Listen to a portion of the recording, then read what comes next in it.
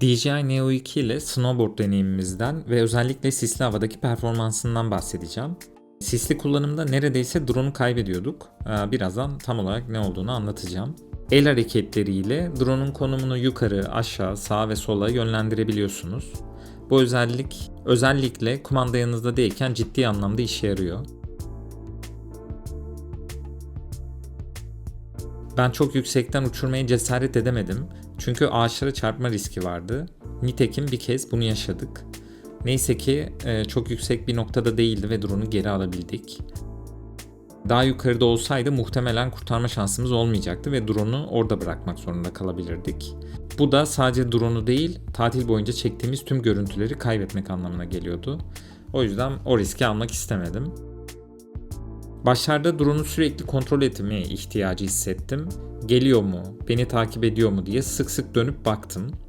Bu arada takip modu olarak kayak takip modu seçiliydi. Video boyunca takip modunu bu şekilde düşünebilirsiniz.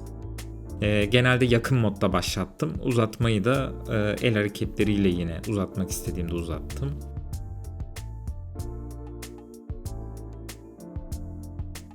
Sık sık dönüp takip ediyordum çünkü takip bırakırsa geri dönüp almak oldukça zor olacaktı.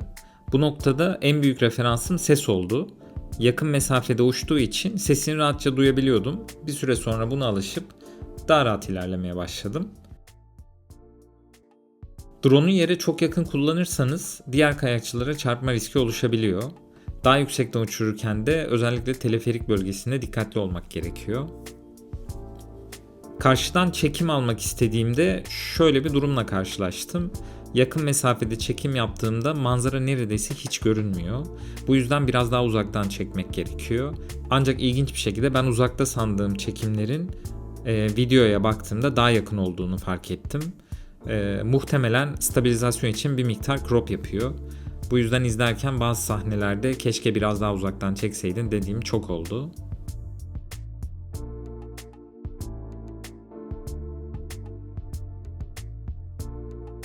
Bu videoyu Sırbistan'daki Kopaonik kayak merkezinde çektik. Vlogu da izlemek isterseniz üstteki linkten ulaşabilirsiniz.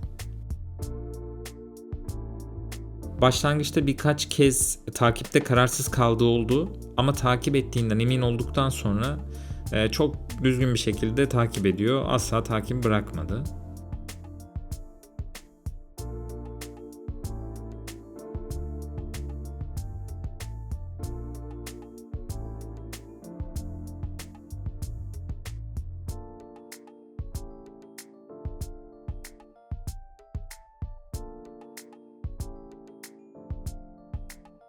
Sis performansına gelecek olursam, Siste drone uçurmak çok masum görünebilir ama aslında işin aslı öyle değilmiş. Sis dediğimiz şey havada asılı duran çok küçük su damlacıkları.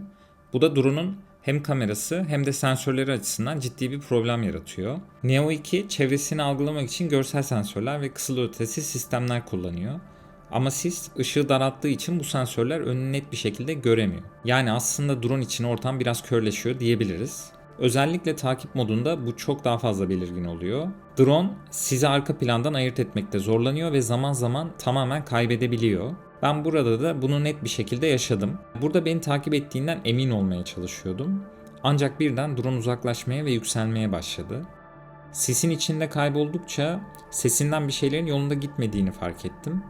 İlk başta kontrolü geri alabileceğimi düşündüm ama drone uzaklaştıkça durumun ciddiyetini daha da iyi anladım. Ağaçların hizasını geçip yükseldikçe rüzgarla olan mücadelesi de artıyordu. Burada umudumu iyice kaybettim.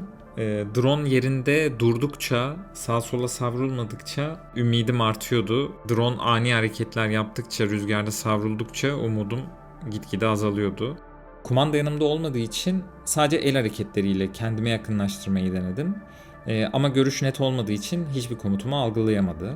Bir noktada bana biraz daha yakınlaştı ve o an hızlıca telefonla bağlanıp indirmeye karar verdim. Neyse ki sorunsuz bir şekilde bulunduğu noktayı indirebildim. Burada şanslı olduğum nokta ağacın üzerine değil pistin üzerine inmesiydi ve iniş sırasında kimseye çarpmamış olmasıydı. Bizim deneyimlerimiz bu şekildeydi. Bundan sonra sizi görüntülerle baş başa bırakayım.